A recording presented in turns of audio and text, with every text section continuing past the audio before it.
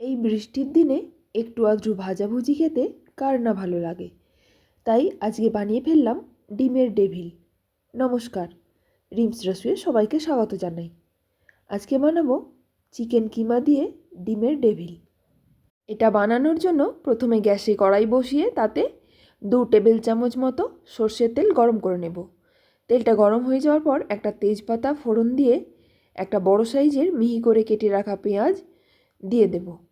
পেঁয়াজটা ভাজতে ভাজতে যখন পেঁয়াজের কালারটা হালকা চেঞ্জ হয়ে যাবে তখন 1 চা চামচ রসুন কুচি আর 1 চা চামচ আদা কুচি দিয়ে দেব। আদা রসুনটাও পেঁয়াজের সঙ্গে কিছুক্ষণ ভেজে নেব। পেঁয়াজ আদা রসুন ভালো করে ভেজে নেওয়ার পর এবার এর মধ্যে 250 গ্রাম চিকেন কিমা দিয়ে দেব। তারপর মশলার সঙ্গে চিকেন কিমাটাকেও ভালো করে কষে নেব। চিকেন কিমাটা কষাতে কষাতে এবার এর মধ্যে দিয়ে দেব পরিমাণ মতো নুন, 1/2 চা চামচ হলুদ গুঁড়ো, 1/2 চা চামচের একটু কম লঙ্কার গুঁড়ো, 1/2 চা চামচ ধনে গুঁড়ো, 1/2 চা চামচ জিরে গুঁড়ো। লঙ্কার গুঁড়োটা আপনারা যেমন ঝাল পছন্দ করেন সেই অনুযায়ী দেবেন। আমি পরে কাঁচা লঙ্কা ব্যবহার করব তাই অল্প দিয়েছি। এবার মশলার সঙ্গে চিকেন কিমাটা আরও কিছুক্ষণ কষিয়ে নেওয়ার পর এর মধ্যে অল্প জল দিয়ে দেব। তারপর একটু নেড়ে চেড়ে ভালো করে মিশিয়ে নিয়ে ঢাকা দিয়ে 10 মিনিট সিদ্ধ হতে দেব।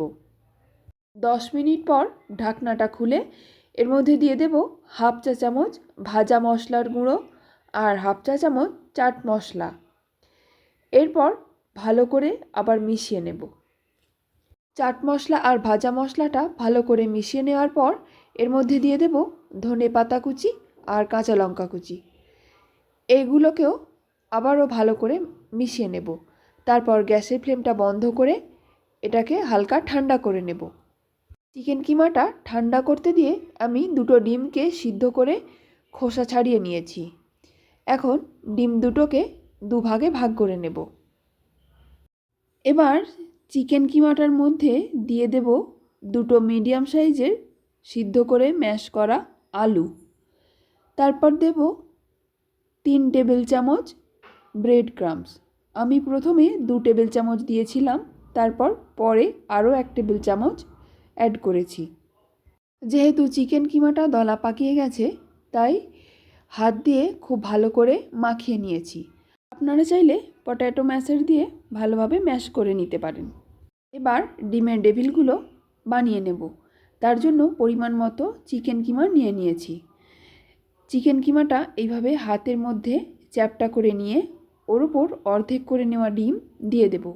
এরপর ওই কিমাটা দিয়েই ডিমটাকে পুরো কভার করে দেব। তারপর 2 হাত দিয়ে চেপে চেপে ওভাল শেপ দিয়ে নেব। তৈরি হয়ে গেল একটা ডিমের ডেভিল। এইভাবে বাকিগুলো বানিয়ে নেব।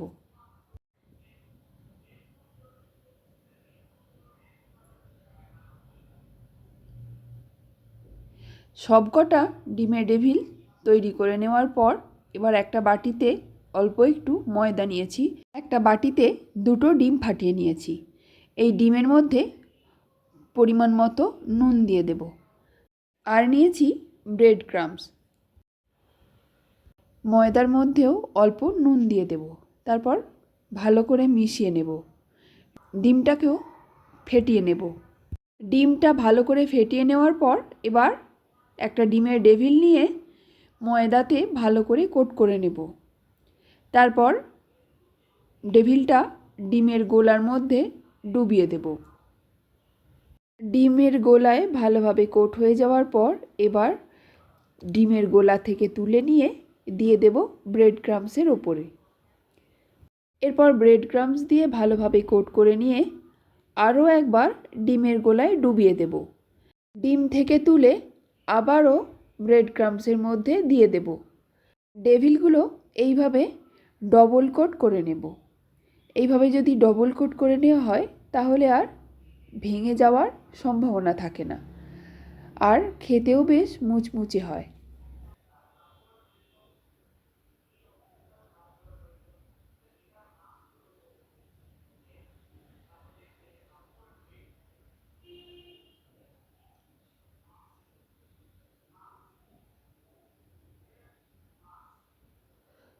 তৈরি হয়ে গেল একটা ডিমের ডেভিল।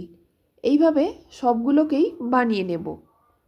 ডিমের ডেভিলগুলো ভাজার জন্য কড়াইতে তেল গরম করতে দিয়েছি।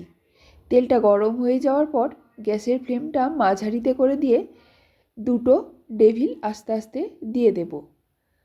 তারপর এই চামচ দিয়ে অল্প অল্প করে তেল উপরের দিকটায় দিয়ে দেব। একটা পিঠ 2-3 মিনিট ধরে ভাজবো। 2-3 মিনিট পর আস্তে করে উল্টে দেব। তারপর উল্টো পিঠটাও 2-3 মিনিট ভেজে নেব।